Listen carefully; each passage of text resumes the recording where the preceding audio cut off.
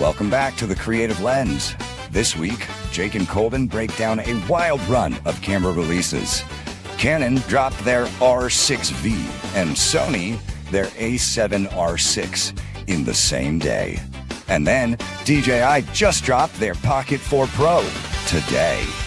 Plus, Jake shares lessons from shooting 12 projects in 12 days. The guys react to Christopher Nolan's thoughts on AI in his films, and they call out gear they bought but barely use. Let's get into it. Yo, what's up, man? How's it going? What I love is how much our studios have evolved from that first clip. For real. Yeah. That's what's pretty crazy. Yeah. And I like how congruent this is getting. Like, your stuff looks so good. It's like from go back and play the first clip to now. Well done, man. You forced me to step up. Your stuff looks so clean that I'm like, I can't be the schmuck over here. Yeah, well, you gotta step it up. Lens. I gotta have a good look. So, all right, you brought this up. I put together this this intro package, this intro music. You've got a new suggestion. We might have the new intro. Okay. When me and the guys are having issues, we hop on Da Vinci. Resolve anything with a couple of notes. Now the video's crispy. We have the softest brights and the cleanest darks. They still wanna diss me. How you make faces look so pink and orange? It's a mystery. Boys nowadays crank their saturation, put colorist in their bios. They ain't never lived in struggle. Magic bullet looks, it's a violation. All of you spam halation. Me and the guys shoot real 60 mil, we don't do emulations. Nah. Put one hand in the air if your clients ever disliked your colors. Put one hand in the air if your premieres crash and you've been through struggles. Sleepless nights, searching, editing packs, transitions and bundles. These days over, dim pack free, you're solving everyone's problems. Put one hand in the air if your clients ever disliked your colors. Put one hand in the air if your premieres crash and you've been through struggles. Sleepless nights, searching, editing packs, transitions and bundles. These days over, dim pack free, you're solving everyone's problems. I love it. Absurd, well, man. great. Look, I love rap music. I grew up with it, especially, and now I've become obsessed with UK drill rap. And so I appreciate the aspect where it can be UK drill rap, but all about filmmaking. Like, it is. The lyrics are legit. Like, the lyrics are impressive. Like, that's been all over my feed too. We were talking offline. Like, that's been all over my feed, and he just clips it up. Well, because he also has multi versions of it. Really? So I think it's multiple maybe it's versions. just different verses or whatnot. Yeah. But I don't know. I'm just saying, or we need some sort of rap song or something that has filmmaker lyrics. Yeah. And I will expect you to fully write that song and perform it live for the next show. Maybe we'll get in on the next show. Yeah, every week. Deal. Oh my God. I just love it. I just thought it was so fun and just so creative where, you have this dude who's and it's just so clever. Yeah. The lyrics are so clever. Okay. So if anybody is watching this, if they think that should be the new theme song, let us know. Vote in. Or, yeah. What's his name? Who wrote it? I don't know. You got to shout him out because I don't know who he is. But Perilous. Okay. If give us approval to use that as the new intro, because that's what we need. If anybody knows him, shoot this over to him so we can get this this locked in. Bumping right away. get you hype for the Creative Lens. See, now I'll get pumped with the ska music any day, but but there's a different vibe for sure if we go very different vibe. Go that route. Yeah, for sure. So, so this week, speaking of a vibe, man, this week has been Christmas on steroids for the camera industry. I don't know how to drama. I don't know how to feel about it. Okay, but hold on. Before we got it, the beef continues. What continues on the beef? We can't get into cameras. Oh, this clip is it not launched? Hold on. We gotta load another. I gotta load another clip. No.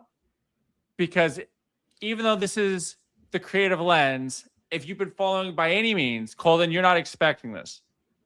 Okay, great. Perfect. Okay, everybody can't be doing. Oh! I'm still learning how to do this. That's okay. How do we do this? All right. Okay, everybody can't be doing this, dog. GoPro, chill out, bro. What am I supposed to put on the end of that? Oh, wait, brother, I can't keep. Won't work. 8K RAW, honestly, 1-inch sensor.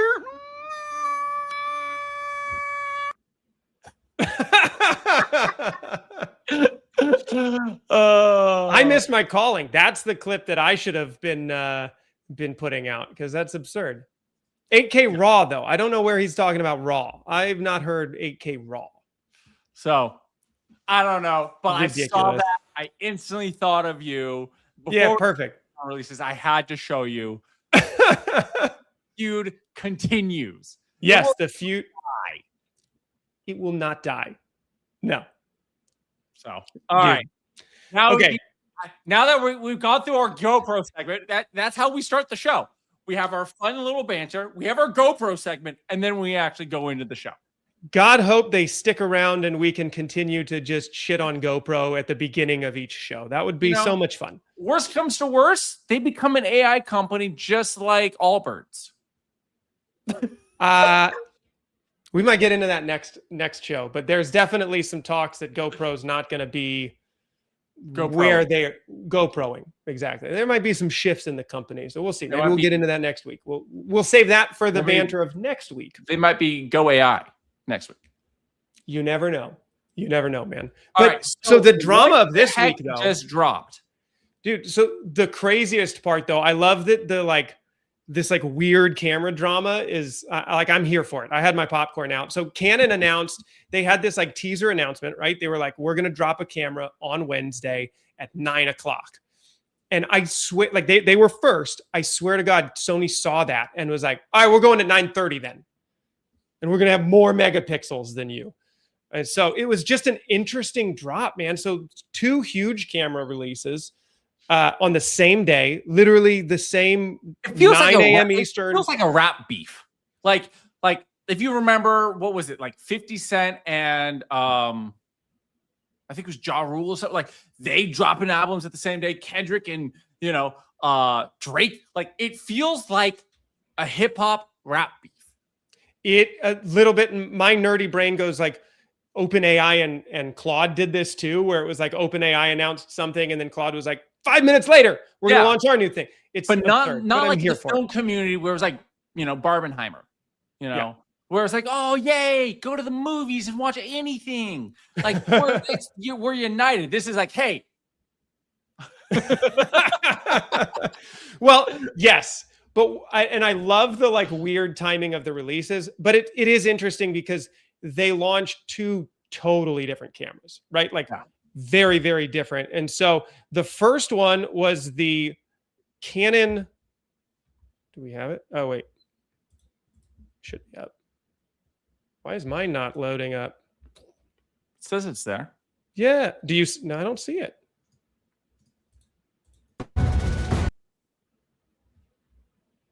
Do you have to take something off of your screen?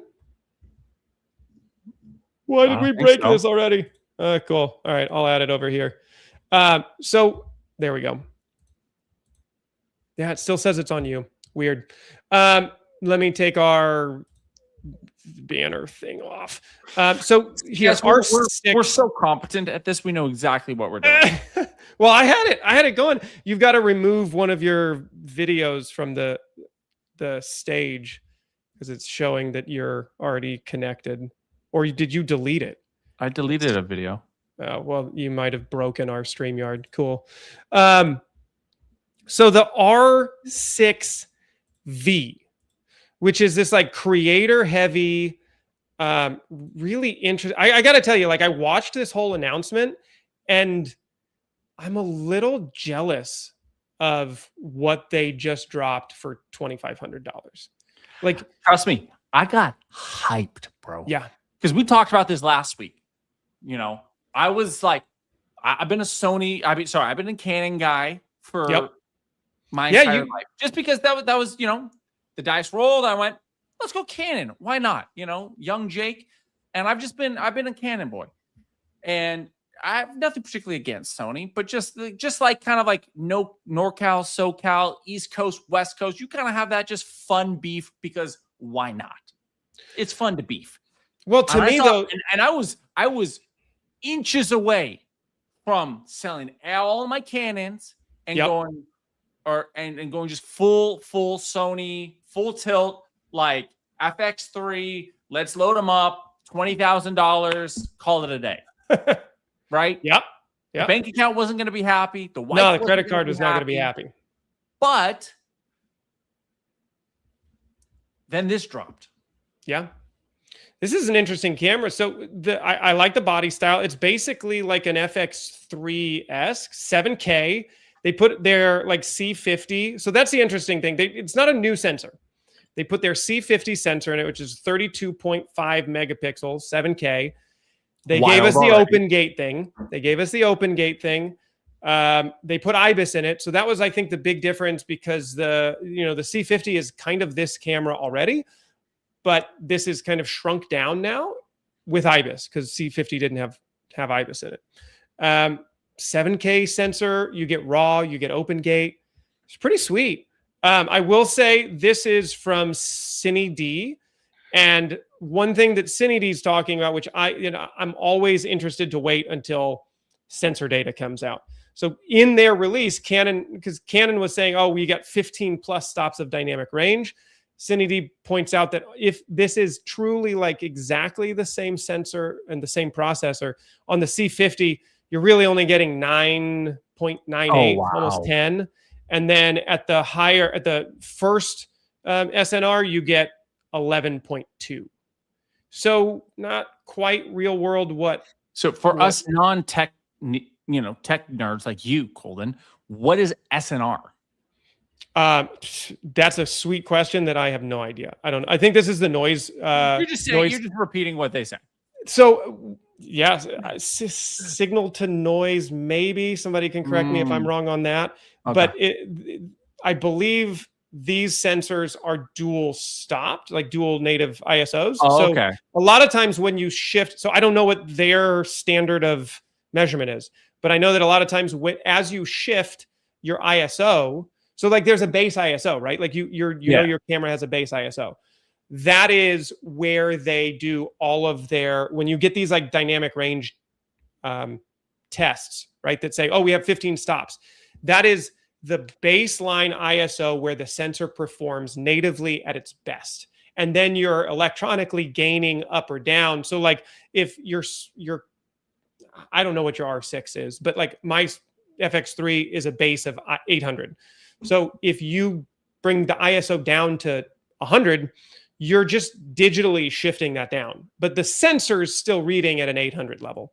And so these newer sensors that have dual ISOs, dual natives, that's what I think this is, what they're talking about. I'd have to look up what they're actually referring to. But it would make sense that at their second base, you lose a little bit of dynamic range. That usually always happens. And then at their first base, you would get 11.2. I'd have to read into exactly what they're talking about. But still, I mean, 11.2 usable stops of dynamic range is pretty sweet.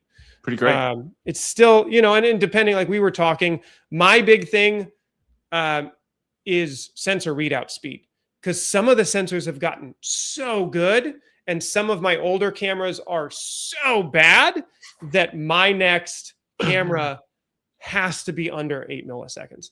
I just like shooting a lot of sports. I shoot a lot of action stuff. I want to like grab my camera. And a lot of times I'm either doing handheld or like fast paced stuff. So I don't want a really slow readout speed. And for like everybody that's watching, like what is a slow readout speed? It's your rolling shutter. Like the readout speed, you'll always see a tech spec on this of like how fast the sensor will refresh from the top to the bottom. And if it's slower, you get those like wobbling lines that we call rolling shutter.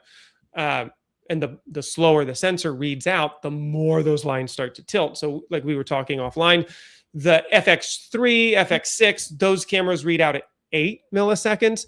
The new, like literally talk about almost jumping ship, when Nikon released their Z9 and Z8, I think that's at like 4 milliseconds. Like that is as close as I've seen anybody get to like a global shutter.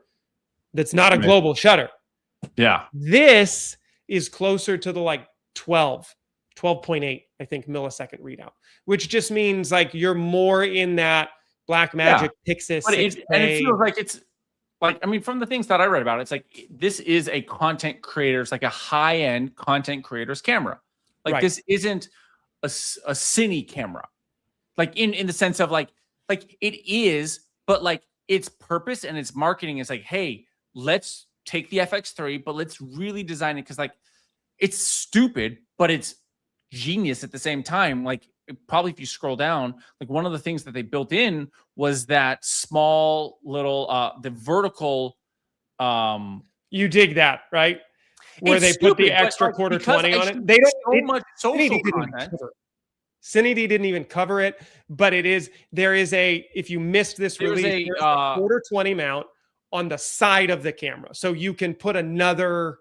You can mount it vertically natively, which is stupid as it is.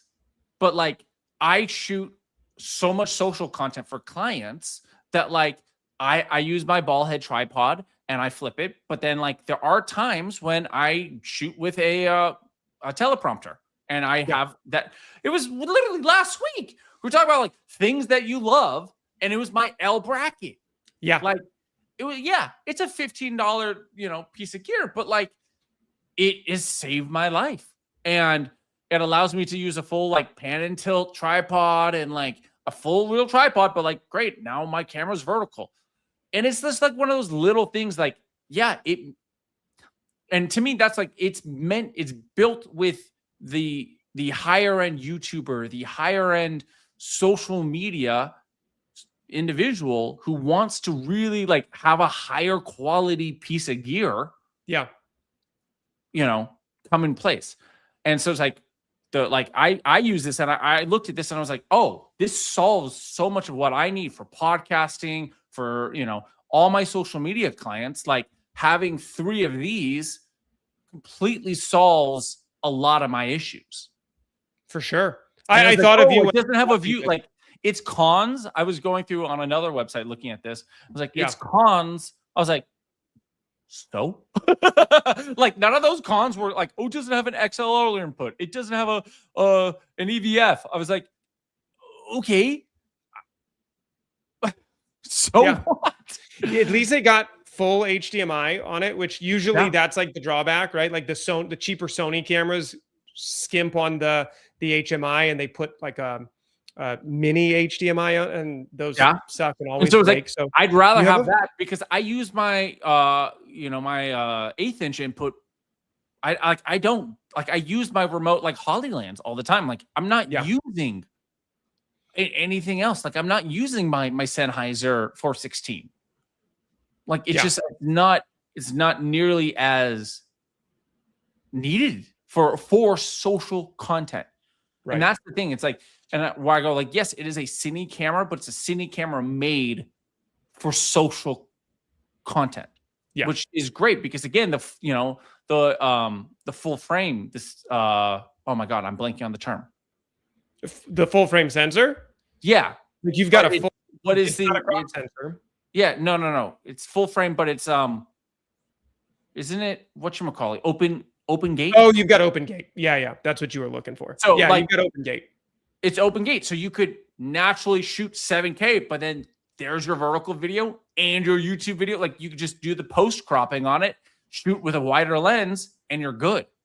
They sold this. Let me so I'll mute this so we don't have to like talk over the audio, but this is Canon's release video that they came out with. One thing that was like wild to me is, so they go over open gate and they just showed this visual on like cropping the open gate and like how great it is. You can shoot vertical, you can shoot horizontal at the same time. I think it's right here, but like watch how much you actually still have to crop to get to 16:9. You lose so much of that. Like I just, that visual to me, I was like, oh man, like open gate's nice, but like you are still cropping crazy. Like you got to make sure you frame that properly. And into that, actually, that's the game changer though, that I honestly, I was like, such a little thing. Talk about little tools that help us as creators.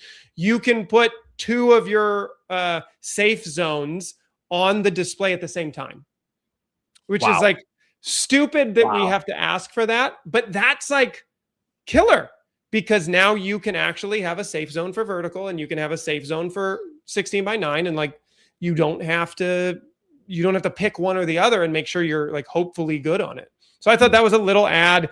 You know, the quarter 20 on the side is kind of, here's the weird thing on the quarter 20 on the side, which I would still have to like see in practice. It's like a cute thing. It's great. I'm sure, you know, it gets people excited about shooting vertical, but you got to trade off somewhere. And that part of one, you've put it on the grip side. Right there. Yeah. So there it is. Right. Okay. So you've put it on the grip side, which, you know, if you're hand holding it, that now makes a super uncomfortable grip. All right. We can deal with that. It's also where you're not going to hand hold it if you're tripod plate, you know. That's well, but I guess I'm thinking like if you're a one-man band, like you are pulling it from and I'm not necessarily even thinking about a tripod. I'm thinking of like an R5, a Ronin. No, you've like got it on a Ronin gimbal, pull it off, and then you're putting it somewhere else. Like just being able to hand hold it in the, you know, moving of things. If you're going from a gimbal to hand holding shots to that's like minimal. It does. It's like, that's where like when I mount my L bracket, that's what I do. You have the problem, but it does block your cards. So that's the only kind of, but it also, otherwise it would block all your ports. Right. No, I couldn't go on that side. You'd have to really like it. Yeah, look, like I said, it's not, these cameras are not invented for vertical shooting. Right. And so we're retrofitting cameras to fit with this new style. Like these cameras inherently are not designed for it. Like somebody would have to literally go, okay, let's look at this in a whole new way. Like, do ports go out the bottom? Do ports go out this, you know, the side? Like, how do we, it'd have to be a complete redesign of entire camera body. And like, you could say the closest thing would be like, it'd be probably a cube, but that's a whole nother thing. Right. Somebody commented, I want to just, you know, Canon did a great job with the announcement. I was actually wondering if I was selling my Blackmagic 6K for the the R6 V. And honestly, Earthly Links, I was literally debating selling my Blackmagics and being like, great, let's go. Let's you guys all, if you're living in the EF lens world anyway, like we're living easy. Like this was easy finally the solution from Canon, in my opinion, that competed with the FX3. Now, like it's more, it just saves you, instead of $20,000, literally, if I were to switch over to a Sony line to have something that competes with my Canon line, it would probably $20,000 to $25,000. Oh, if you're switching your glass too, that's why it's all the glass, it's all the batteries, it's all like it's everything. Yeah, you know, compared to great $5,000 for 2 bodies. Yeah, and if you've got the RF glass anyway, that was a big thing for me. Is like when I switched over, it was EF lenses, and I had a bunch of them, and I had to, you know, I had 5D Mark II. Like, had to sell all of that. I kept some of my EF lenses for my Blackmagic cameras because they all ran on, and I had those for if I was shooting on a red project. But like they weren't doing their RF thing yet, and so it was an easy like, well, I'm making a full transition over. And then all of my autofocus lenses are basically now E-mount lenses. So it's harder for me to go, oh, I'll just make the jump back over to Canon for this. Yeah, if you're in the Canon world, and that's why to me, like Canon finally gave us something that I went, oh, which I was surprised they released it now and not at NAB. That's my biggest thing. I was like, that there's no big thing connected to this that didn't release around NAB, which was literally a month ago. Yeah. So, I mean, I'm like half and half. I love when everybody kind of just dumps their stuff onto NAB because it makes the show really great. But everybody's talking about so many things. I kind of liked this. Is the only funny thing is Canon was like, we'll just pick a random Wednesday. And then Sony was like, nope, we're there too. That was the funniest part. That's the ridiculous aspect about it, that everybody's doing it the same day. Yeah. Earthlings mentioned that like they did a great job on the announcement. I agree. Did you happen to watch the announcement, Jake? I didn't. or anybody that's watching. So it's so interesting. Like, I almost wish I had these clips pulled for everybody so we could talk about it. They went two totally separate routes on this. So Canon did the, like, I'd almost call it like cringy Apple. Like, they took an Apple like keynote where they had everybody kind of talking in different, they all had their different roles to play in this production. It was all kind of pre-taped and kind of put out there as like a live broadcast. But it was all kind of different use cases of this camera. But it was all produced. Sony just kind of, they had like a live thing in New York, and they just kind of live streamed their announcement from the back of the room in like 280 high def, like 280 pixels. You don't even get 1080. Like, it was such a bad stream. But then their tailing content, on. Yeah. It was just an interesting dichotomy of like, of a rollout. Well, and I guess what they thought their target audience was, like what their target market was for. So like, jumping in, then we talked Canon. I think it's a sick camera. The complete inverse of that is this new camera by Sony, which is their A7R VI. So the R, all of their things. The only thing I'll say is like, it kind of like, they try and keep their lines to a certain user. So R would stand for resolution, and it's always been their highest resolution style camera. Generally, what that means is that it's slower. By the way, this was the dumbest you can go on. So it's 66.8, right? So everybody went 6.7. Like, we can't even say the resolution anymore on this, because my God, everybody will, be ridiculous. But yeah, so it's a 66.8 megapixel sensor, and the R series has generally get blasted for being like, "Oh, you're rounding up. It's not actually 6. It's not actually 67. It's actually 68. 66.8." Yeah. Literally, I think the keynote guy who was talking about it, he was like, he brought it. He was like, "My kid has to say 6.7." So even the keynote had to address that they have a 67 megapixel sensor, but it's a fully stacked sensor. Which means it improves readout speed instead of like a partially stacked or a non-stacked sensor, because the R series has always kind of, you want to talk about slow readout. You're capturing such an intense megapixel camera. It takes a while. So it's not your sports camera generally.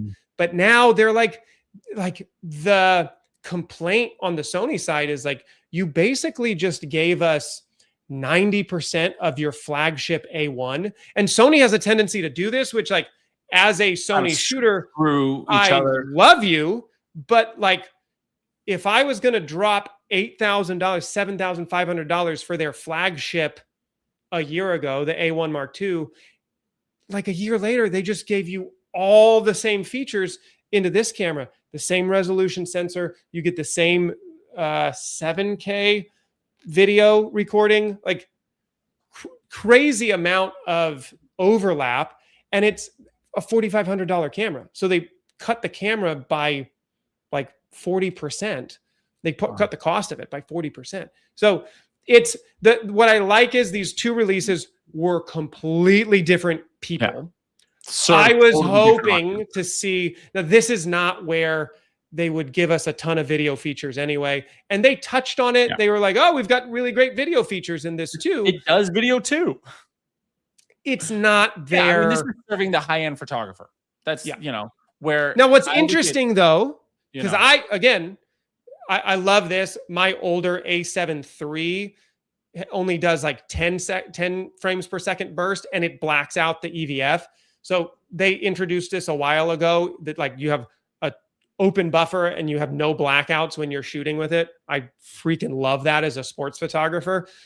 So that's almost one reason why I've like, for a like high resolution camera, like you're pushing, we were talking about, you had a Fuji, like you rented a Fuji, like you're pushing into medium format here. You don't have the medium format sensor where now you have to go get all new lenses, but like you're pushing into it. You saw the same thing, right? That the presentations were like super different. Earthlings was calling out the same thing. Yeah. Yeah, they didn't know that the top of the earlier announcement by Ken. Yeah, it was just such a different vibe. But yeah, I appreciate that you noticed that as well, that they were just very different. But their cinematography, like the stuff that they showed, was significantly better than their terrible live streaming. So what are your thoughts on it? Like, are you gonna do it, or are you gonna, like, because you're more video than photo, is it worth it? It's close, but the funny thing is, like, the deal breaker for me was this sensor readout, and it is a new sensor, so we're not totally sure what the full specs of it are. But like I said, I want under 8, which is a dumb number to have in my head, but like I want to be able to shoot quick moving video under 8 milliseconds, because this is not usually their fast line. I think it's going to be more in the 12 range, which is funny because I was like, oh, that's way too slow. And then when I was researching this Canon, I was like, oh, actually Canon's like new sensor is that 12. Slow. So we'll see. It's not enough to get me super excited, I think. And it's a Sony thing. It doesn't solve enough of a difference in your problems to warrant dropping the. If you had given me a little bit more to chew on the video side, like I was ready. I had the pre-order button ready. But it's not different enough. That's my biggest. But it's also not meant for that. It's not meant for that. It's meant for the higher end photographers. By the way, this clip right here, in terms of like vertical shooting, their LCD screen, this like 5-axis LCD screen, so much better for vertical shooting than what Canon gave us. It's an insane, it's like the coolest. If anybody's used this, like it's the coolest viewfinder, the coolest LCD screen that you can have. Because what happens when you give us just the flip out screen and not the tilty screen is you lose. Like if you shoot low, you've lost. You can't do it. So you have to like flip the screen out to the side and then tilt it. And so this like 5-axis thing that Sony's, But I so love in terms that. of like, Trust me, the other thing, there's ergonomics of Sony cameras that are just, they do a great job. So the other thing that they launched on this, which I thought was interesting, totally new battery. It's been 6 years. They've used the same NPF 100 batteries. Like I have a stack of them. So the other thing that, pisses the Sony community off is like, you changed our battery. It's a fully new build, new shape, new battery, supposed to last longer. I mean, that's the one thing with these cameras is that hopefully the battery life is, on the video side, it's an issue, but. So the two things, I hate to be on the open gate train, but I do think you brought it up. Like there's a lot of uses for utilizing that whole sensor, especially maybe in the video world. Maybe I'll go the not content creator side and say if I'm shooting anamorphic, open gate, like 3:2 aspect ratio is so much better to shoot in than 16:9. But at the same time, like we're all shooting projects that require vertical and horizontal delivery, and I have it on my Osmo Pocket 3, and I freaking love the open gate shooting on that. So the next camera, I think it is enough. Like had they just been like, we gave you open gate, and like notoriously Sony has never listened to anybody who criticizes them for not having open gate, but like if they would have done it, my credit card would have been at B&H yesterday. But maybe on the next one, the FX, what this does tell me is like the FX3 Mark II better freaking kill it. Like it's going to, it should be I know. Insane that's what I'm a little like. Because I'm like, but it's going to be expensive. Like to kit out a couple of those, like it's going to be, they're not going to try and compete with the R6 V. At least 4K. Like I can't imagine it'd be less than 4K because that's what the FX3. It'll be more than is right now. So to have anything less than that is stupid. Yeah, I mean, it's crazy the world we're getting in right now with cameras, like the technology and how fast and where it's advancing to is wild. Yeah. Like, the thing that I still am so surprised about is battery length. Like, that technology, just like, yeah, your V mounts, but like those are heavy AF, dude. Like, yeah. Like, I'm surprised that technology, like, to me, like, that's the one piece of tech that still has not really been solved well. Yeah. It's hard because you can get batteries that last a long time, but like you said, you have to increase weight and size to get to that. And so, yeah, it's the technology hasn't come as far on that side. Yeah. But I mean, I don't know. I like, if you're going to rig it out, you just want to keep your camera on all day. We're talking about a very different shooter than somebody who can power on and off their camera. Cause I like or just even more IV, relaxedly, switch out batteries. Like, but yeah, shooting, if you're out shooting all day, whether it's podcasting, YouTubing, or even just on a film set, like, yeah. Even the V mounts, like how, like on a feature film or like a full set, like you go through those V mounts. Yeah. Like, and those are like, even the small, those are the fully loaded, full size V mounts, and you burn through them. And so you do. That's the one thing that I've just like, I think that I think there's a technology gap there that needs to increase. Giovanni said, yeah. And Giovanni, I agree with you too. Sony's done a really good job at their power management. Cause that's what I was going to say. Like, my newer cameras, man, I trust those NPF 100s, like for like a full, if I'm doing photos, maybe I need a second battery, but it's only one. If I'm doing videos, the fact that they've built in power delivery, USB-C power delivery means, like, if I'm doing a talking podcast, I just plug a USB-C in and I have one of my like big Anchor batteries, lasts all day. Like, I don't worry about that. They have done a really good job on low power draw.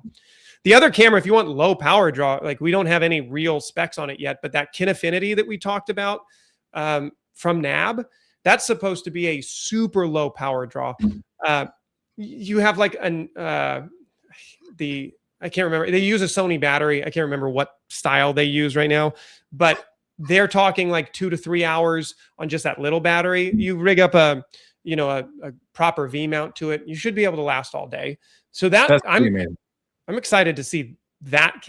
The other crazy thing that we talked about a little bit, but really with that Kinefinity that I'm excited about is with their mount, you have the ability to switch to different mirrorless lenses, which actually we didn't even touch on last time, but we can maybe talk about this, or maybe we'll bump it to the next show. But like, I've been on a like deep, you want to talk about how like my credit card's getting scared because I've been deep into like buying new lenses for maybe no reason, but like very interested in like shopping about what kind of different lenses.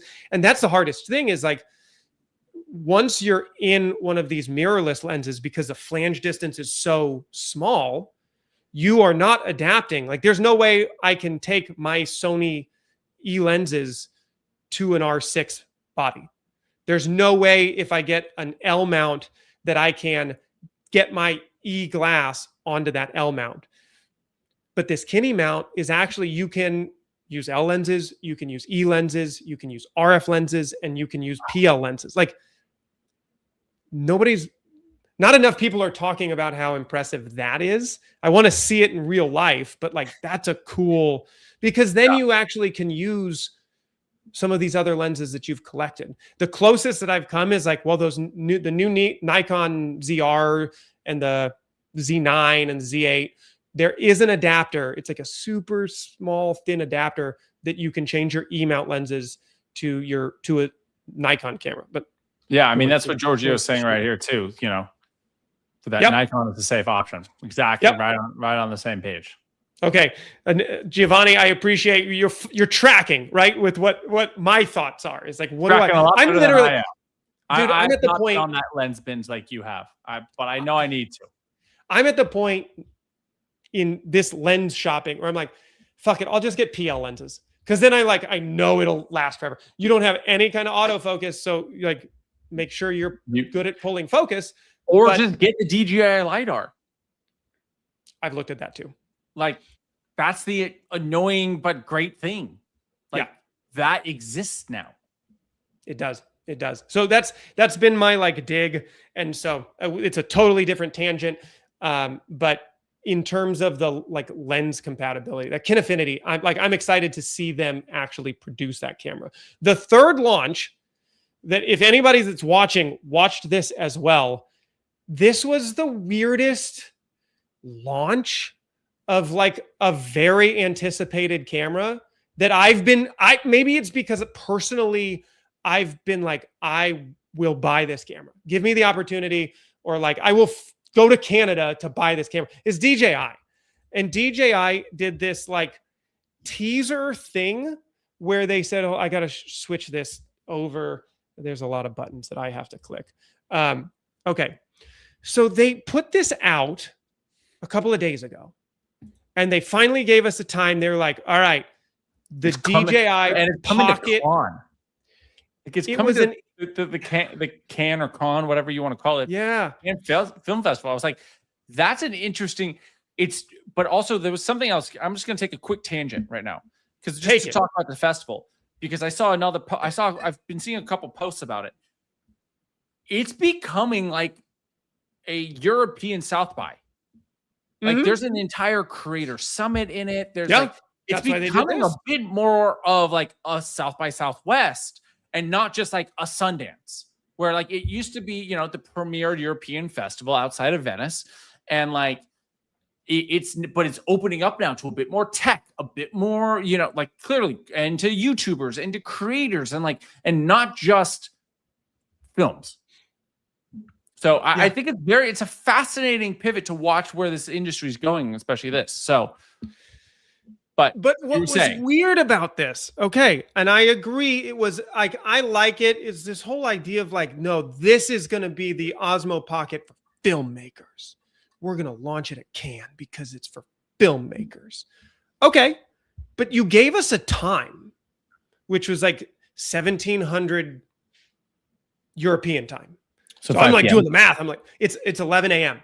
It's 11 a.m. on Wednesday. I mean, 5 p.m. there, but. Right. No, you're right. But it's 11 a.m. on Thursday. So we got the Canon, we got the Sony camera, and we're going to get this DJI camera. Fuck yeah. Nothing. I'm looking on every X feed, on every YouTube feed, because Canon and Sony did a great job at like, they started on time. They had their stuff produced. And I thought DJI is going to kill it with this one. They gave us a time. Nothing. Not even a story on their social media. Like literally just a bunch of people that are like, what's going on? DJI trolled us. Like, so any updates? So what happened at this event? Yeah. Nothing. There was no coverage, no specs, no details about it. They came back out and like posted a day and a half later this photo. What's on the carousel? Yeah. And it's a GoPro, you know, here's a picture of the camera. Here's a picture of the people holding the camera. So like here's a carousel of the event, but we're not going to show you the event. We didn't show you the event. Yeah. And it's literally just a whole bunch of the same like comments. That's so weird. The other thing that's weird. So the only thing we got into embargoes on GoPro. Now, the only thing I'll say is they haven't released, this is like a teaser, which is fine. But like the only information that they have given us is that it's a 1-inch sensor. It shoots 4K 60 and 4K 120, and it has D-Log 2. So if anybody else can spot the differences between that and the DJI Pocket 3, it's putting the number 2 behind DJI D-Log. Like that's the only new thing that they said this camera is going to do. Well, it'll have a new telephoto lens. And the dual lens. Have a new Yeah. But it was a really strange launch for this camera. And I feel like it's been very much anticipated, excited about. We wanted 2 lenses on this thing. And I don't know. They kind of botched that launch, and I mean, I was disappointed. I was disappointed to see it. Well, yeah, I think it'll. I'm excited to learn more about it when it actually comes out. But you know, they didn't do it on the 4. I'll tell you, like DJI, I'm sure you are watching this channel currently right now. So I'll give you my. Obviously. Here's how to get one credit card purchase at least. They didn't do this on the 3. They didn't do this on the 4. It doesn't look like they're doing it on the Pro. Give me native, like just turn the gimbal so I can shoot vertically natively with the sensor. They do it in their Mavics. They've been doing it for years. It's not a new thing. I thought for sure, like I was ready to buy the 4 prior to the 4P. Like, I was like 2 credit cards by doing that. Yeah. Like 100%. Let me turn the camera so that, again, we've talking like that's a perfect, to me, that's a perfect creator camera.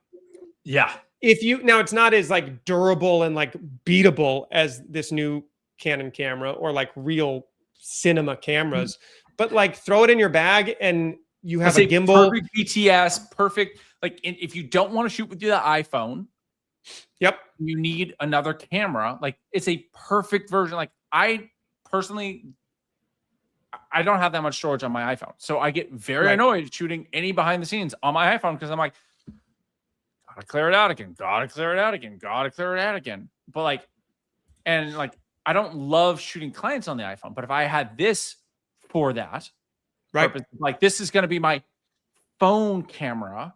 Yep. So my phone can just be my phone.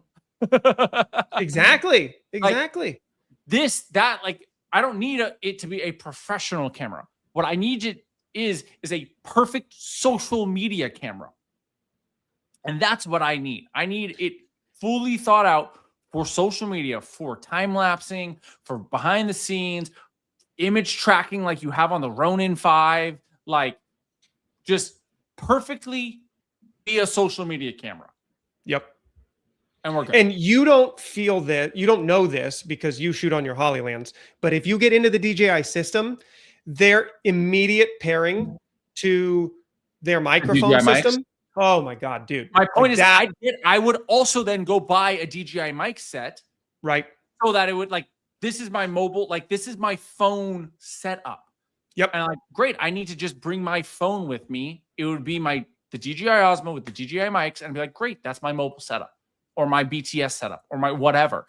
While I then go, great, Hollylands with the Canons as my like higher end, more cinematic look, you know, where I can go, great, I can change the lenses. I have a better sensor. Like I'm not going on a 1-inch sensor, especially now with 34 megapixel, you know, 7K. Don't shit on a 1-inch sensor. GoPro just put it there, revolutionizing the game, man.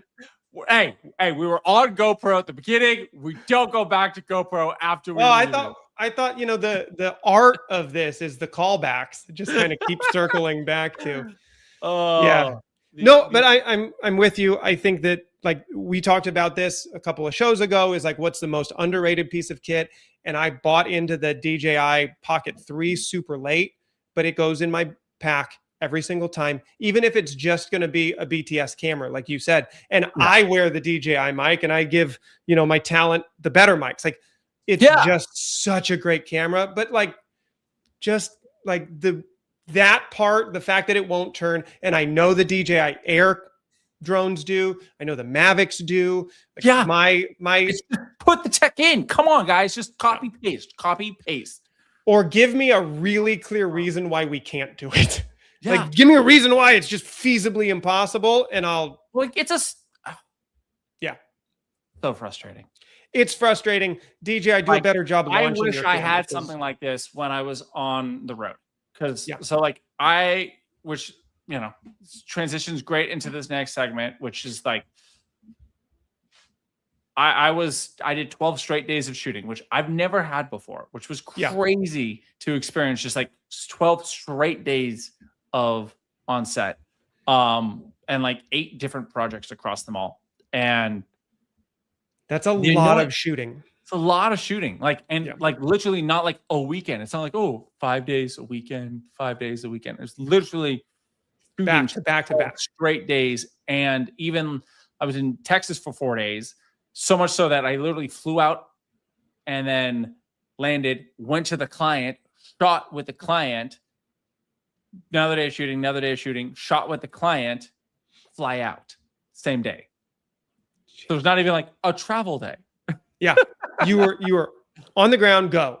Yeah.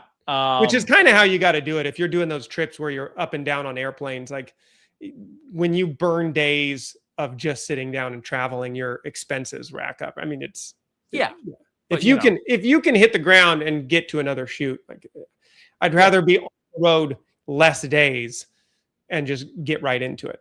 So what do you? No, go ahead. I've got some questions. Some little tea from the trip. We flew Southwest because that was the best time. That fit the best. I'm a Delta guy. Can I interject just because I did have this thought and you just reminded me? I think you flew on the last Spirit airline flight ever. Like we talked about that. You said, I flew Spirit Airlines. I said, I'm sorry, dude. That airline sucks. And then next week they were gone. Yeah. Wow. Yeah, I was one of the last. So I hope you didn't just kill Southwest. Because I was running late. It's because I was running late. Yeah.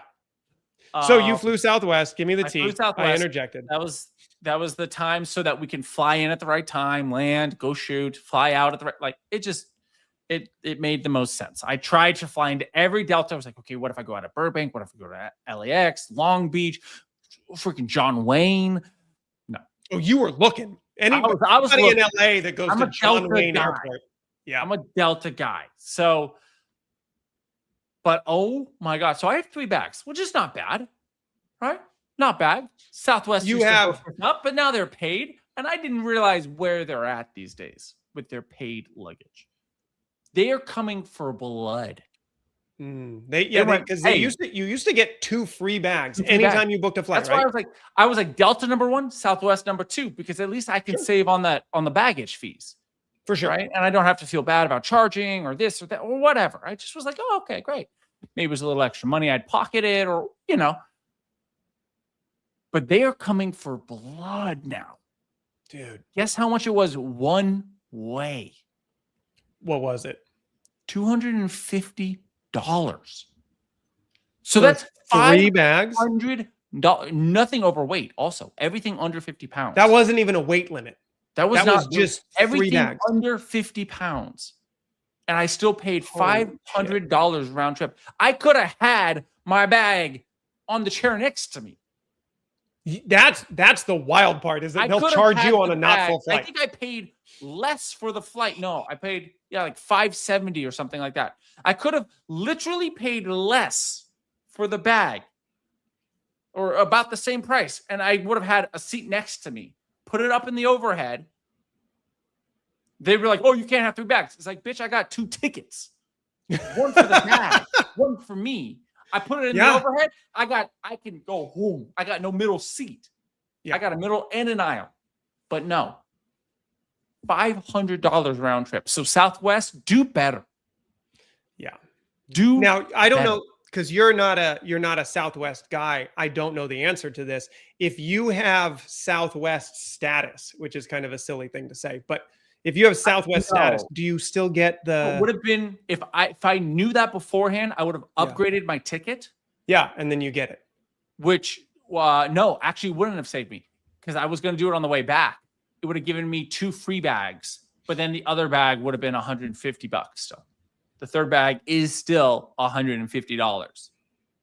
So that's crazy. Part of me figuring this out is like, oh, travel. So like, what were the lessons I learned from this? Is like definitely looking at baggage fees and like also I'm looking at new gear.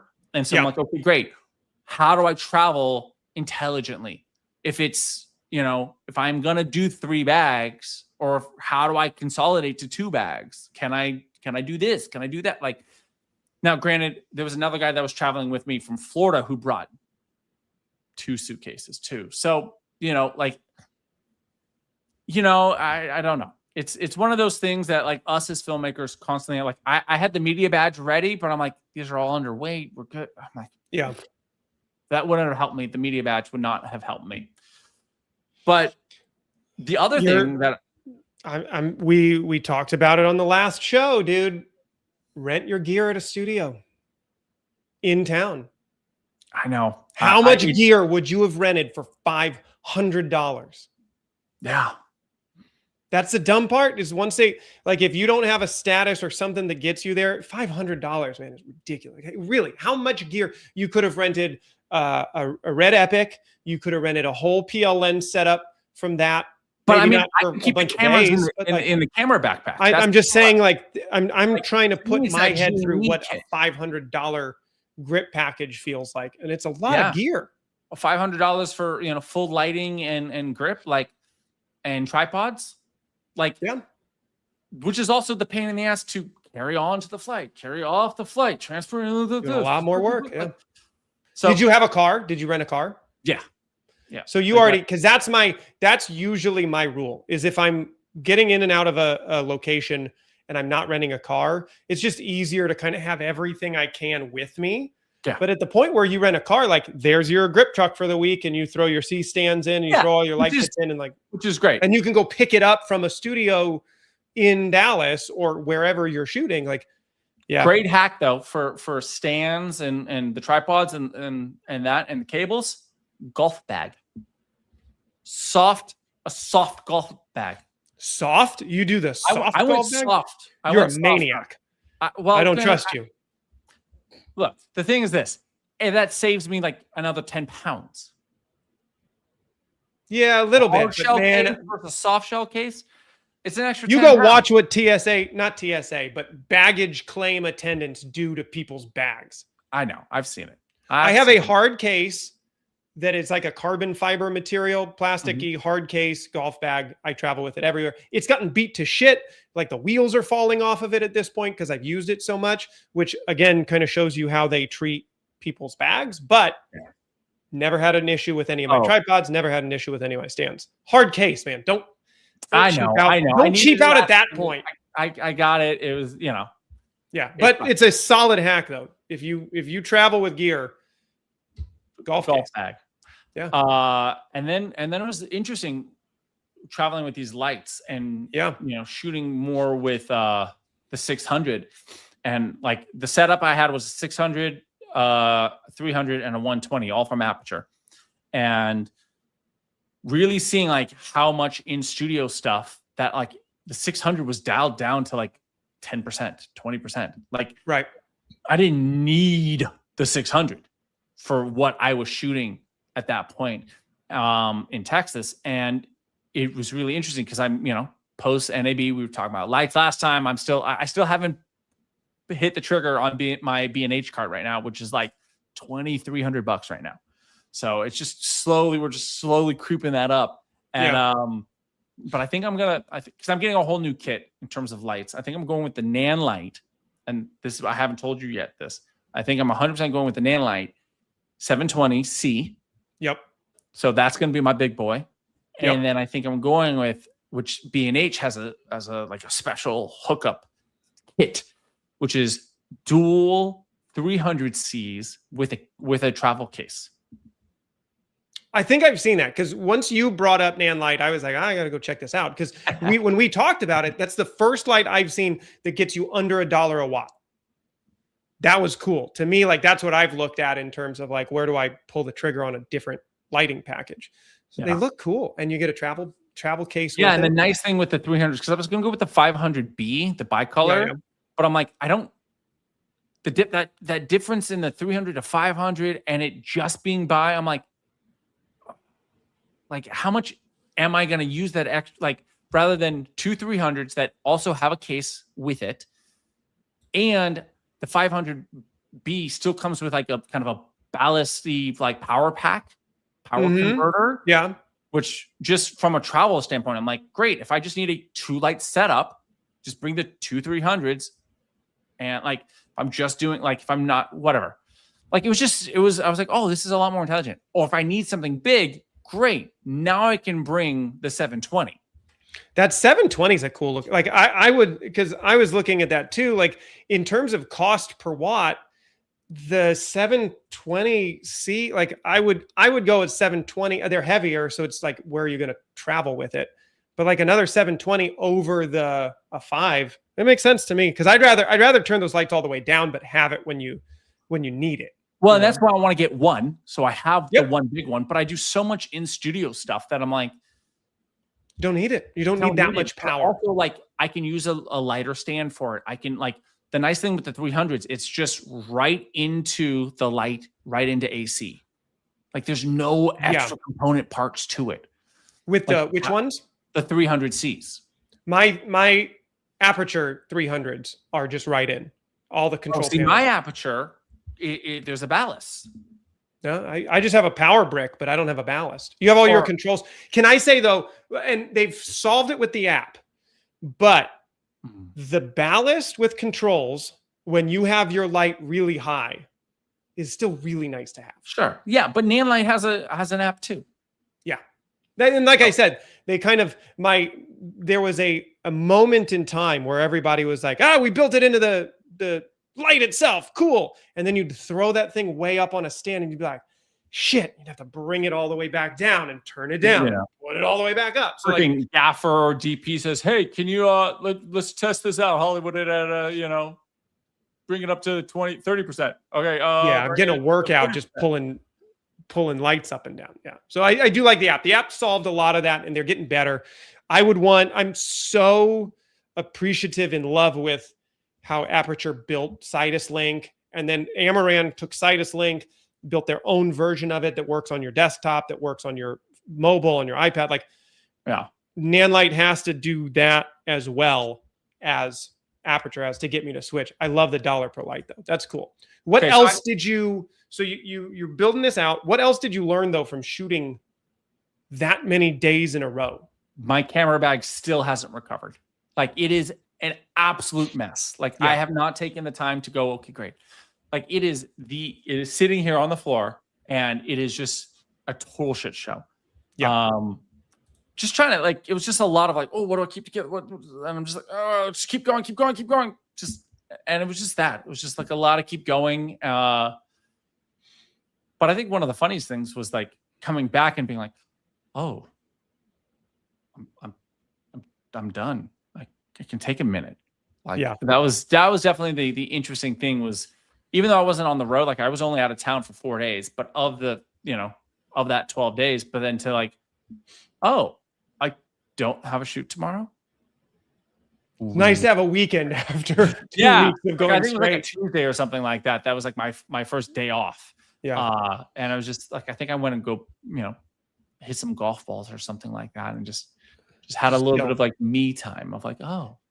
What were the projects? Cause that weighs on me a lot. Like, what did you have to do? What were the deliverables? What was are you the editor on this? Like now do you have to take those 12 days and now turn around and deliver? Or were some of that only two were editing? Okay. Editing deliverables. Everything else was turnover. Everything else was just like kind of white labeled and just, shooter type jobs. And so the post was super easy. Finished the post relatively quick. But yeah, I mean, it was not too bad. That's always to me is if you don't. Yeah, I also have a team. So like two of the projects I turned over to my editors. Another project I edited myself, and then like 2 of the other projects were just turnover footage to their internal teams. Nice. So that makes it a little easier. How did you manage all of the different clips, data, storage while you're traveling? Like, did you find any friction in that, or was that pretty just all on that? Well, okay. So the Texas shoot, those guys are crazy. Like I don't disagree. I don't agree with their methodology, but that's the way they want to do it. That's the way they want to do it. They have 2 terabyte SD cards. And then they just shoot the full 4 days and they DIT when they go back to the office when they're done with their shoot. I'm like, you have the same thought I do. You sure about that? And they're like, You yeah, sure? that's totally fine. I'm like, clearly you guys haven't done this enough, but okay. Right. All you need is that 1 2 terabyte card to corrupt for your whole world to melt. Yeah, for the entire, and that was so, but everything else was local. So everything else, I slept back in my own bed. It was totally fine. I'd come home, I'd DIT, you know, send stuff off to my editor, send some stuff off to their editor, or whatever it was. Like it was, you know, there was a couple long days. I was shooting an event one of those days, which I rarely shoot events, but this nonprofit I work with a lot of the time, and I love them. And so, you know, I make a few exceptions to my rules, and they are one of the exceptions. But like one of those days was like a 14 or 15 hour day or something like that, because they had the entire event throughout the day and then a banquet at night. And so, were you shooting the banquet too? Yeah. Oh, but it was just again, it was a weird thing because like that event was weird because I was just getting B-roll. Yeah, like they just want a B-roll highlight video and a banner video for their website. Like, so I'm not worrying about any audio. I'm not the AV guy in the back doing, you know, great, let me get the entire speech. I'm like on the gimbal running around for like boom, boom, boom, boom, boom. Great. I'm going to sit down and hang out for an hour while a speaker speaks, and then doing a little bit more. I've done those events where like you're just the B-roll guy, and it's the easiest. I love those. I love those events because you literally you have your checklist of the shots you need to get, these reactions, these cheers shots, and then you're done. And exactly. So it was lovely, but you know, it was good. But it definitely the light, showing the lighting. The worst thing about that event though was the color temperature. Oh my god. The color temperature on that, because the stage was different than the room, but then where they were also on the stage, like just oh my god, me and post on that one was not happy, hurting. That's where you bring it into DaVinci Resolve, and it makes your life easier. Maybe. Wait, you said you color in DaVinci Resolve. Did you try and fix it in Resolve, or were you trying to fix it in Premiere? That one I shot. Don't kill me. I shot Rec 709 on that one. So I didn't. So I just was like, great. I won't hate on you on that. Yeah, you still like if you're way off on your color temperatures, like if you have 10-bit, you have more flexibility. But like Rec 709 versus whatever log you're shooting, like if you're way off on your color temp, that's the one save of like shooting raw over some of these really good log profiles is like you can just kind of F up your color temperature and you can save it. But like, I don't know, if you know how to get an accurate color temperature reading, then the log is so good now that it doesn't. All right, so I gotta show you this just because I saw these gear build outs and I was like, oh yeah. Oh, you are showing me. This is, I don't know what you ready? Can you do it? Oh, you can.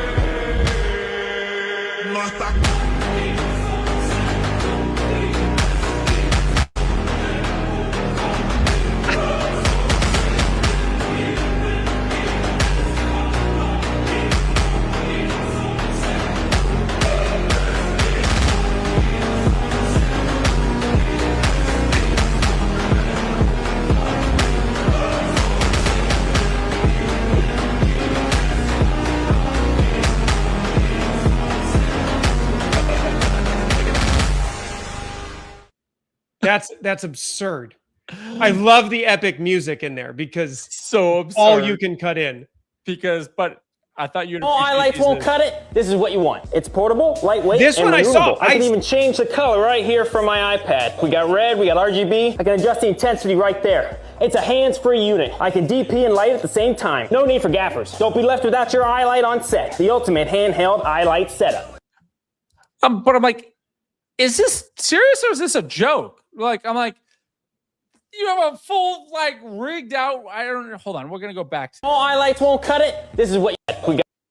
Like, this one, it's so funny how our feeds are the same.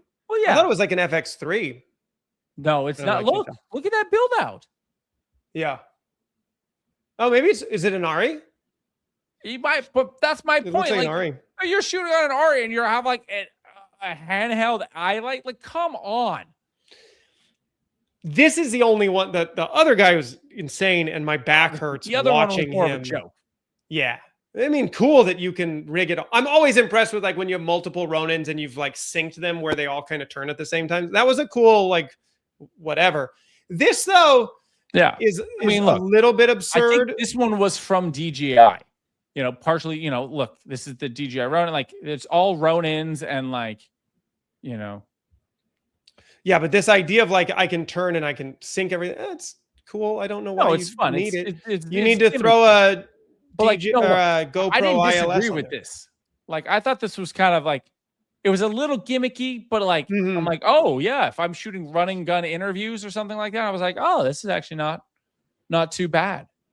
Yeah, the weird thing for me is, man, and that gets better, but you're not doing anything inconspicuously or like quietly with that.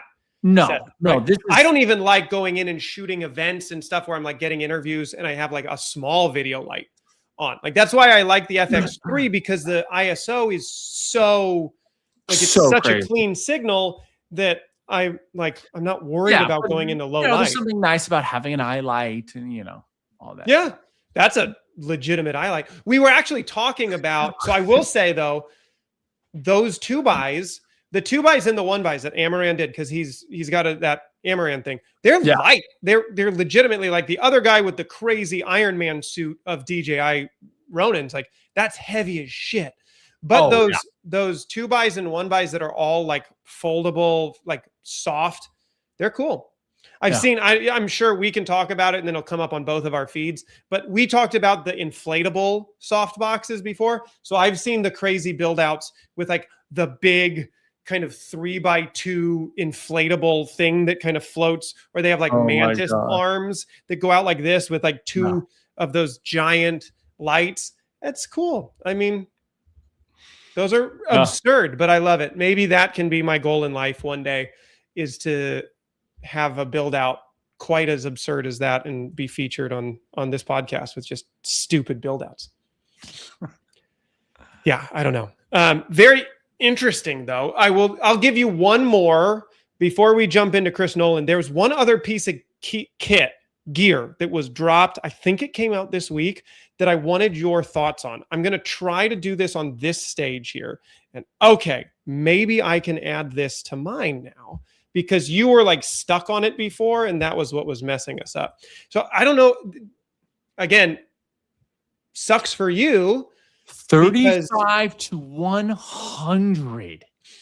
Tamron is like a silent killer in some of these like, and it's just, it's E, so coming soon to E and Nikon Z. So blame Canon for not opening their lens system up and letting Tamron make cool lenses like this. But I thought, because you are my street photography guy, this is sick. I'm not like that. Also, just from like an overall use of like, it's not even like I don't know if I would use it for street photography, but like just like I'm just thinking like when you throw one thing in the bag, like to just walk around all day, just to have a lens, like, but for like client work, like to me, like that's like a perfect client work lens where it's like, great, we need to step back, we want that long look, we want to come up close, we want a little bit of a wide look, like great. And then get a 16 to 35.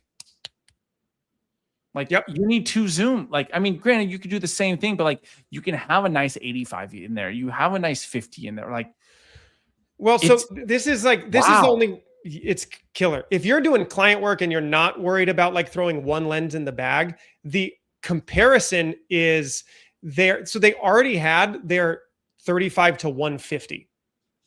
Yeah. All f2 to f2.8. Like, I love this lens. I have this lens. I love this lens. The drawback to it though is it's heavy as hell. It's almost a 3-pound brick in my bag. Now the focal range is killer, because like you said, I can go all the way up to 150. I mean, that's almost replacing my 70 to 200. Yeah. And it's, you know, it's a 35. So I would need to bring another wide lens, but like the only drawback to that lens is it's 2.6 pounds.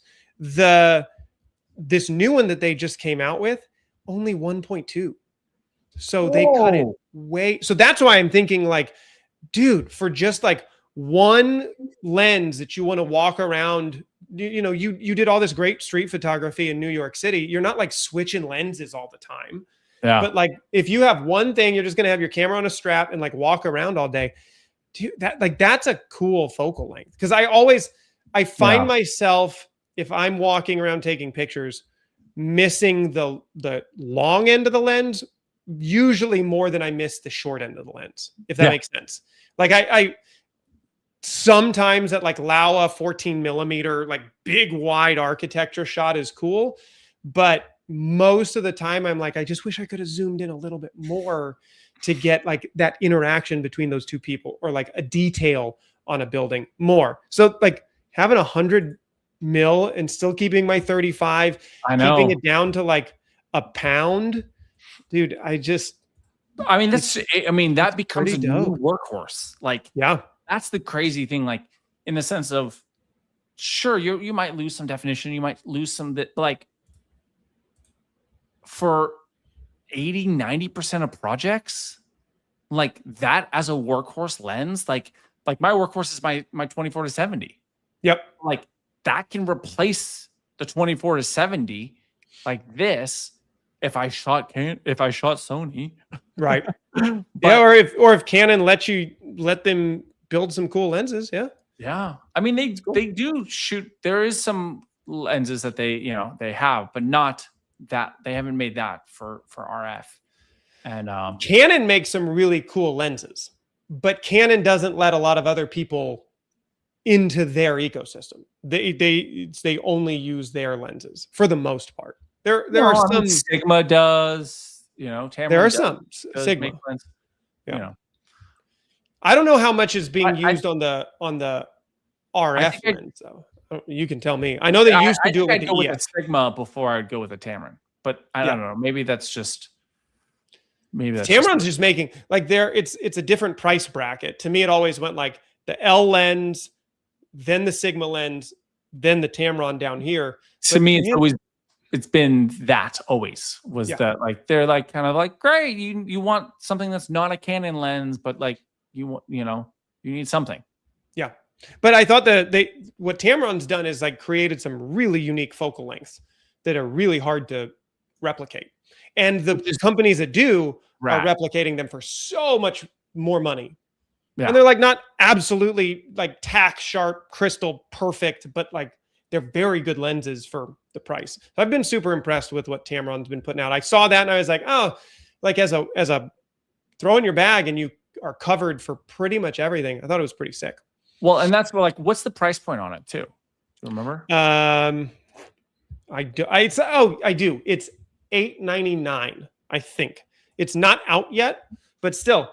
I mean, for like a $900 lens, like that is a solid, like, especially like, I mean, think about like you have an FX3 and that.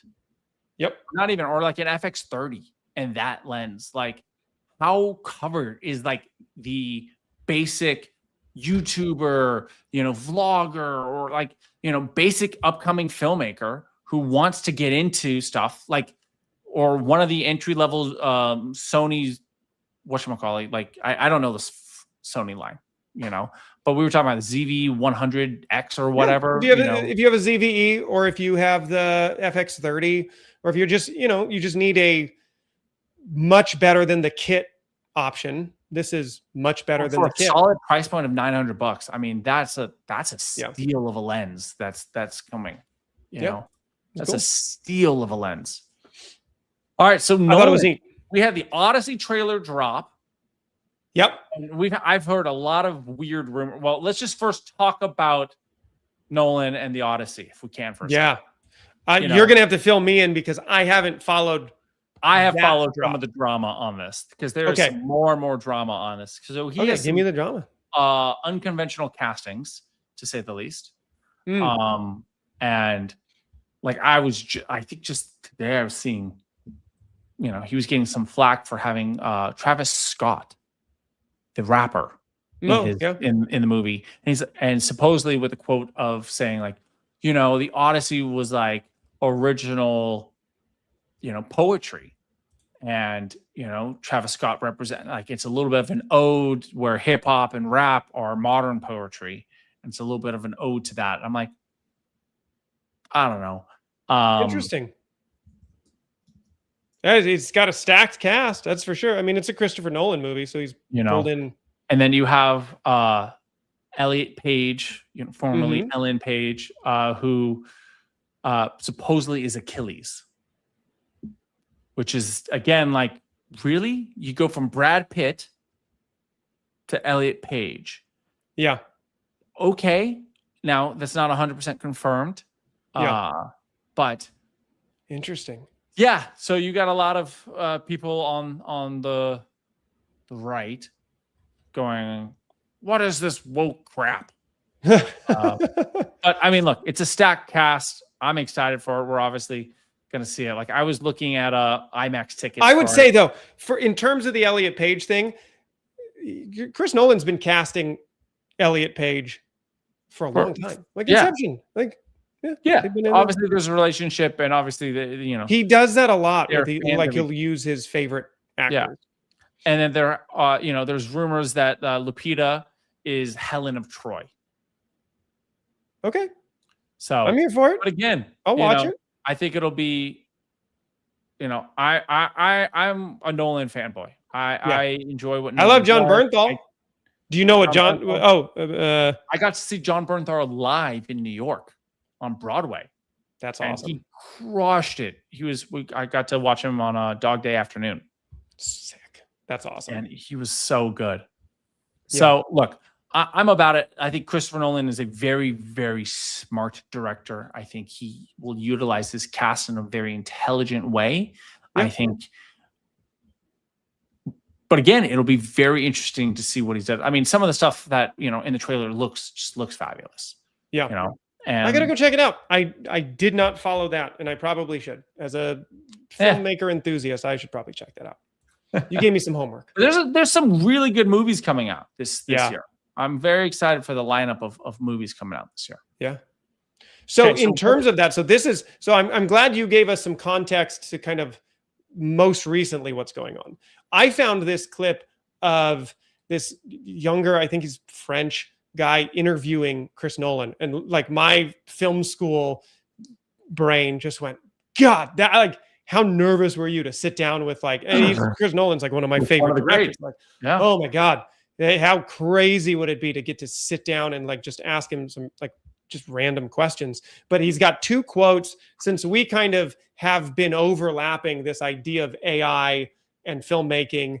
And Chris Nolan is like the guy who will still shoot on 35 millimeter film because like he has a very intentional thought process on how he goes about choosing every piece of his film, not just his cast, but like down to the film print, down to the IMAX cameras versus not. Like he's just very intentional about his filmmaking. And so this was clip one. And of course, you chose to not AI use CGI. Yes. Is there a risk that using highly advanced technologies such as AI, for example, takes away the substance of art? I don't think so. I think any tool, my choice to not use computer graphics to represent the Trinity test was really a mechanical one. It's an artistic choice because I feel that computer graphics, incredibly sophisticated and versatile that they are, and extraordinary work has been done with them, they tend to feel a little safe to me. They tend to play more in the world of animation, and so it's difficult to get threat from them, particularly in a film where the rest of the tone is very realistic, very textured. I think any tool, whether AI generated, whether it's computer based or whatever, it's all another tool for filmmakers to create with. And so as long as we have faith in our human beings creating with these tools, I think the medium of film will continue to develop in exciting ways. What are your thoughts on that?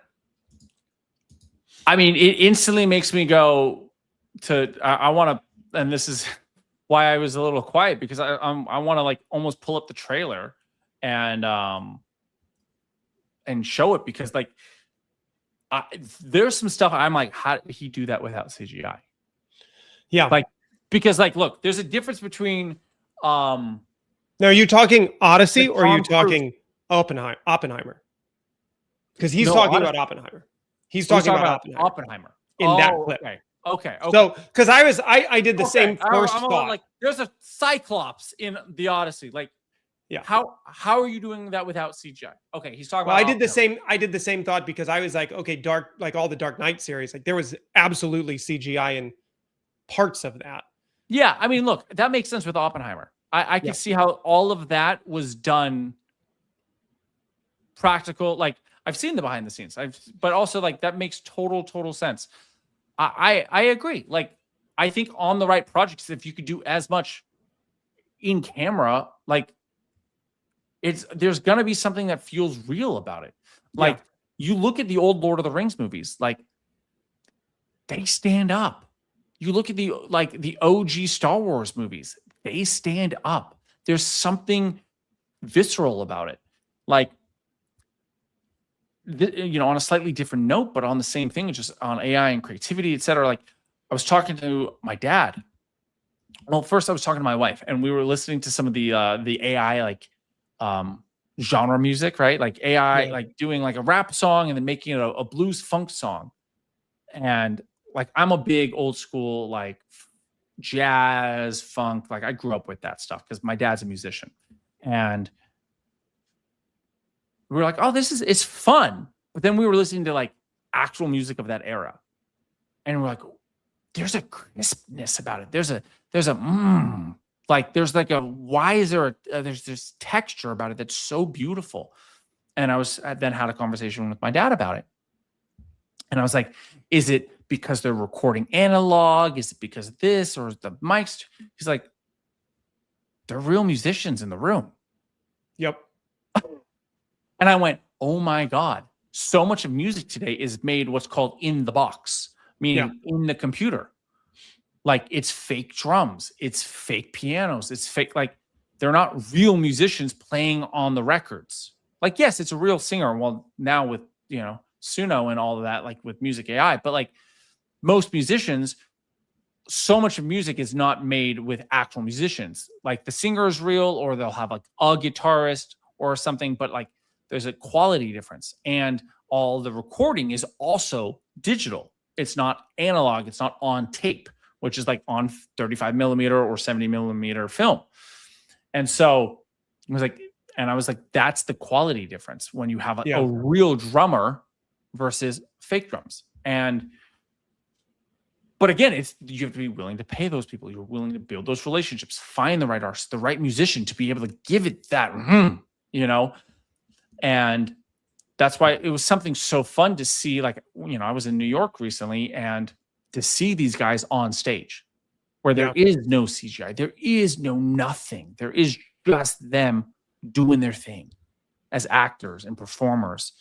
And, I think that's why, Kill Tony is doing great. Why, in a whole different space, but Banana Ball and the Savannah Bananas and that whole league is doing so well. There's something magical and special about in our such advanced AI and technologically advanced society to have that real humanness about it. Yeah.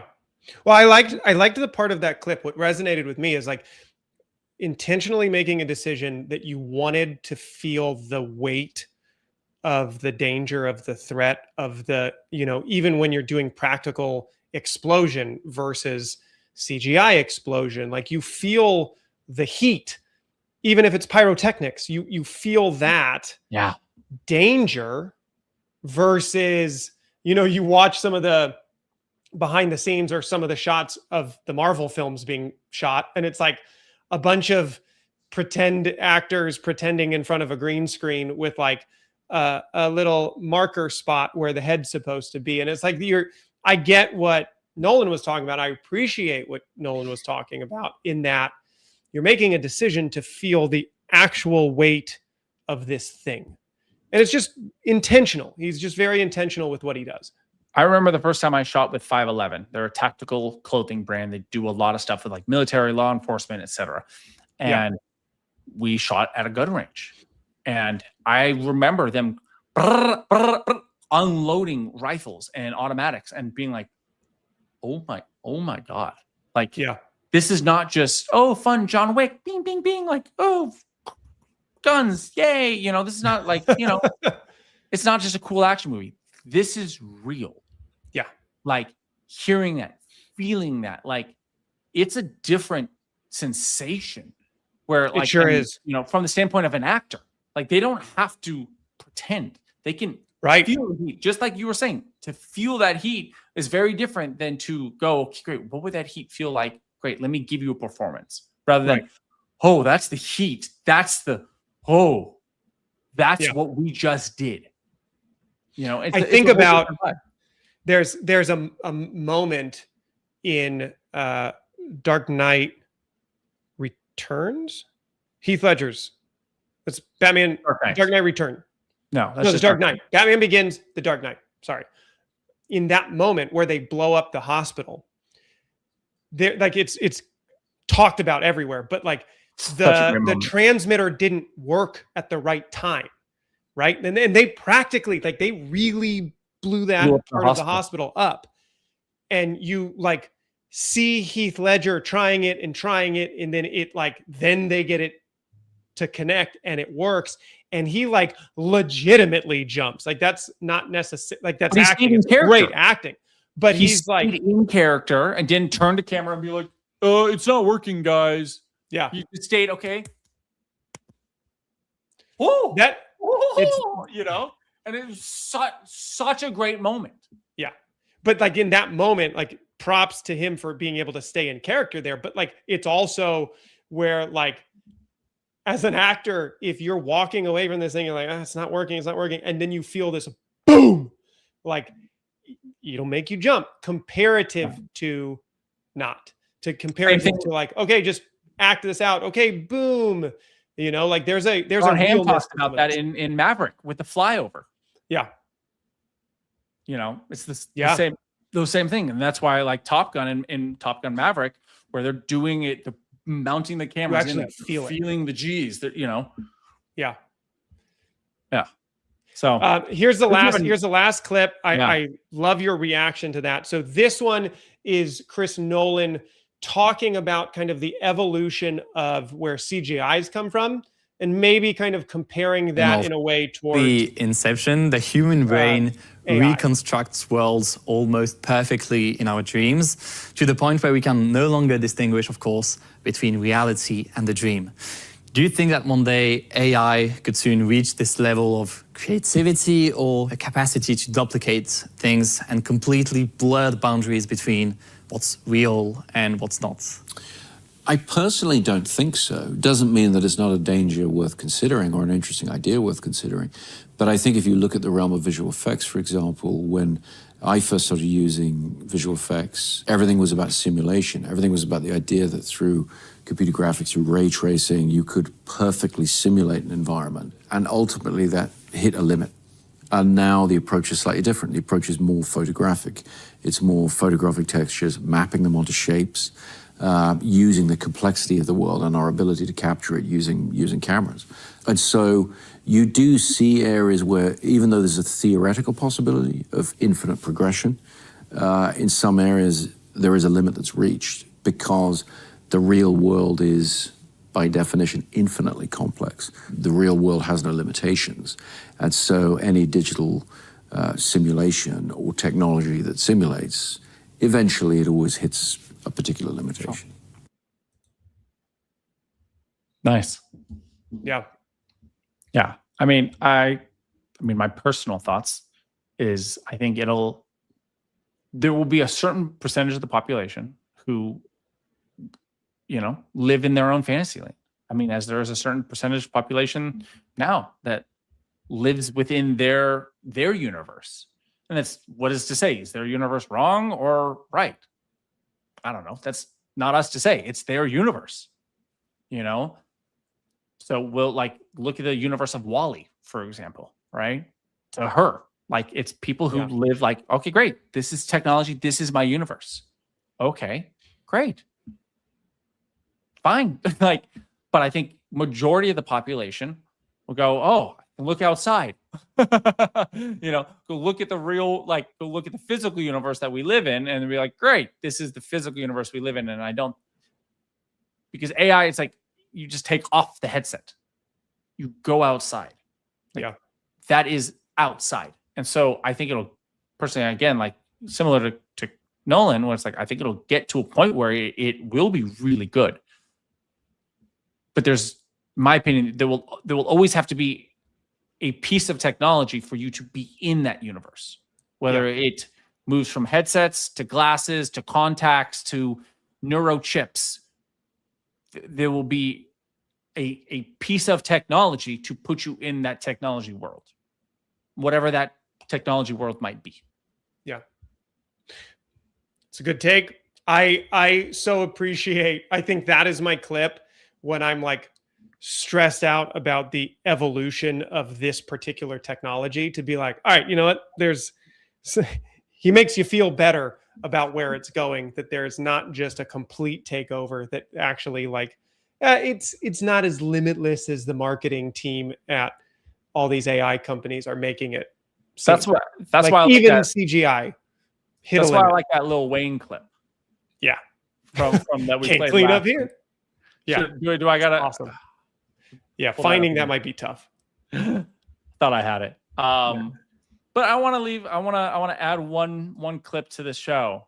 That just like is inspiring as an artist. It's forget this guy's name. I think it's Jordan Johnson. I think that's his name. Sweet. Let me just double check. Jordan Johnson. No. Oh my God. This is gonna. Yeah, Josh Johnson. Sorry, Josh Johnson. Can't And so yeah, we can play. This is your guy. be audited. Like you can't penny pinch passion. The things that make people dedicate their lives to art forms, there's no price that you can put on it. And what about artwork that you can't make money from? There are artists who do beautiful drawings in the sand and let the tide take it away. Is that not art because they didn't charge you to watch them at the beach? You know, us expanding our understanding of what art is and what artists go through is like, yeah, it's just paramount to a better world, you know? And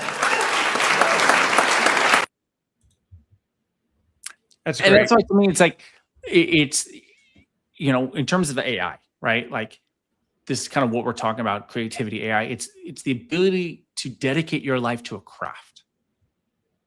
And the craft is there to entertain, inspire people. Yeah. Like that is the goal of art, is to educate, is to inspire, to entertain, is to move people in some emotional capacity. You want to uplift them, or you want to make a satire where they go, oh my God, or you want to make a dramatic piece or something that, you know, shows, hey, look at this atrocity. And it's not meant to make you happy. It's meant to make you go, wow, that's horrendous. Yeah.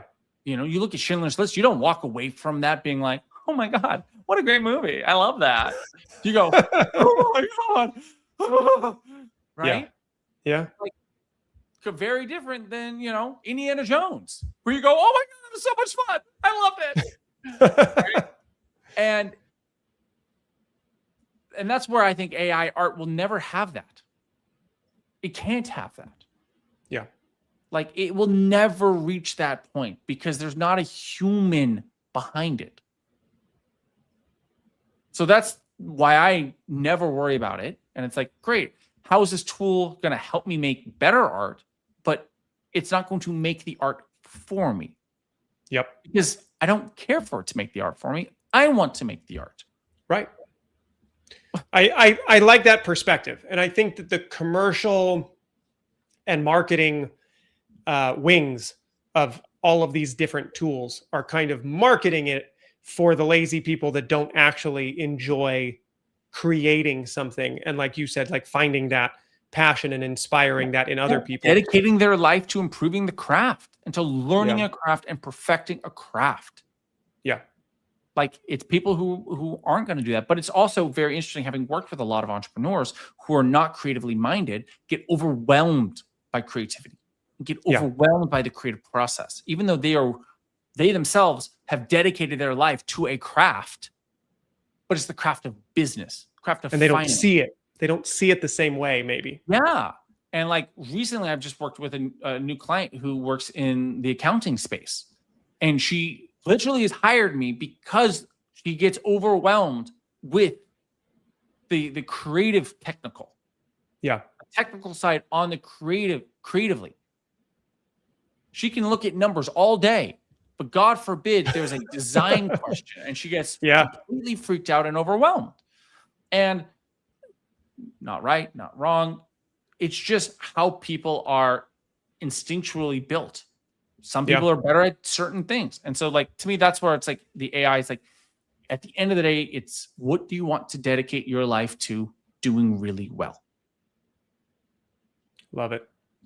We will segment that in or segue that in to almost got there. GoPro sucks.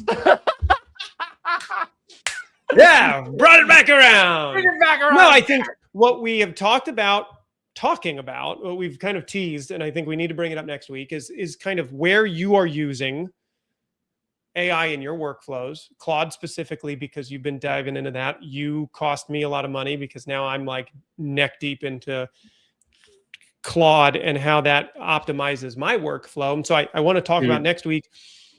And tools. In the last week, there's been some crazy things that I've been doing with it.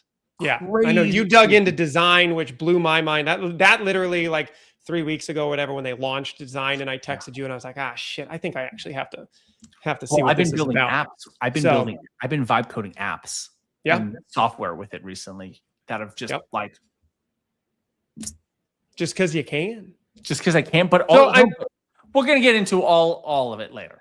Yeah, I mean, I'm interested because I'm feeling both the productivity end of it, but also the Cheesecake Factory end of like, you can do everything. And it just like can get you in this moment where I'm like, shit, I spent 6 hours on this and I am closer to like what I want. So we got a lot to talk about. We'll talk about that. I want to dig into kind of where you're finding the most benefits and where that could help me or help anybody else that's listening. So I want to touch on that. And then I teased this last week. We didn't get to it this week. So we will get to it next week. The most overrated camera equipment / just gear that is, and you told me already, you were like, I sold all that stuff. I got rid of it. Fair. I appreciate you for just getting rid of things and living in a clutter-free world. But we went most. Don't look below the camera. Yeah, stay here. But we went most underrated. So I think it's important to see like where did the marketing really sell us and like what did we get? Because I did put thought into this. I've got 3 that I can talk on. So we'll talk about. I got. Yeah, okay. All right, save it. I got it. I had to take a second, but I got. You got to kind of take stock of like what I really bought. I had to look around. I was like, okay, right. Then I was like, what's in my top, like in my closet at the top shelf in the back that I don't use ever, and that my wife and I were just talking about, like, could we even sell it and get any money for it? Yeah. But they sold us so well. It was an NAB impulse purchase. 8 years ago. So the positioning of your item is exactly where the positioning of my item is. Yeah. It's in the back of your closet on the top shelf. In the back that you need like a ladder to get to. And you're like, if this can just, I spent way too much money on this and I regret my life. Yep, exactly. So we'll touch on that. And I think we will have a guest joining us next week. So we'll have Todd V from Todd V Productions. Yeah, he reached out to me on YouTube. So we'll hopefully have him on, which will be fun. You know, just if we can't wander around between the 2 of us, and we, invite another. He's got to know what his underrated piece of gear is. We got to make sure he's prepped. Yeah. Yeah. All right. Well, so we'll send Todd some prep questions for him. And yeah, I think that's it. Did I miss anything, Jake? I think we're just keep rocking in the free world. Keep it going. All right, man. Fun. Until next week. Peace.